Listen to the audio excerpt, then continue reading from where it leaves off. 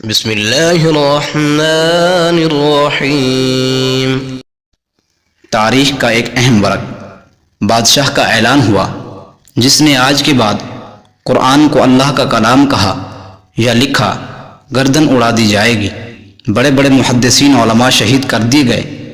60 سال کے بوڑھے امام احمد بن حنبل رحمہ اللہ امت کی رہنمائی کو آگے بڑھے۔ فرمایا، جا کر بتاؤ حاکم کو۔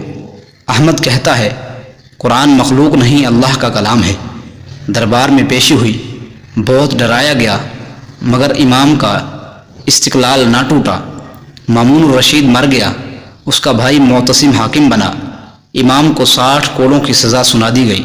دن مقرر ہوا، امام کو زنجیروں میں جکڑ کر لایا گیا۔ بغداد میں سر ہی سر تھے۔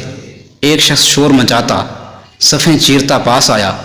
احمد، احمد مجھے جانتے ہو؟ فرمایا، نہیں۔ اس نے کہا، میں ابو الحیثم ہوں، بغداد کا سب سے بڑا چور۔ احمد، میں نے آج تک ان کے 1200 کوڑے کھائے ہیں، لیکن یہ مجھ سے چوریاں نہیں چھڑا سکے۔ کہیں تم ان کے کوڑوں کے ڈر سے حق مت چھوڑ دینا۔ امام، میں نے اگر چوریاں چھوڑ دی تو صرف میرے بچے بھوک سے تڑپیں گے، لیکن اگر تم نے حق چھپایا تو امت برباد ہو جائے گی۔ امام غش کھا کر گر پڑے۔ ہوش آیا تو دربار میں تھے، حبشی کوڑے برسا رہا تھا۔ 30 کوڑے ہوئے۔ معتصم نے کہا، امام کہیے۔ آپ نے فرمایا، میں مر سکتا ہوں، لیکن محمد صلی اللہ علیہ وسلم کے دین میں رتی برابر تبدیلی برداشت نہیں کر سکتا۔ پھر سے کوڑے برسنے لگے۔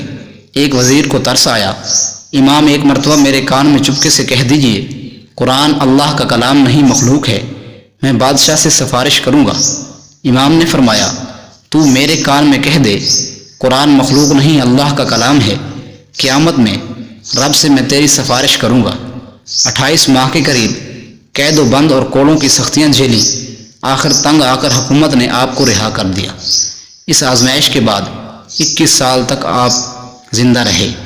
یہ بس ایک واقعہ ہے، ہماری تاریخ بھری پڑی ہے ایسے لوگوں سے جنہوں نے سر کٹوانا بہتر سمجھا، بجائے اس کے کہ باطل کے سامنے سر نگوں ہو جائیں۔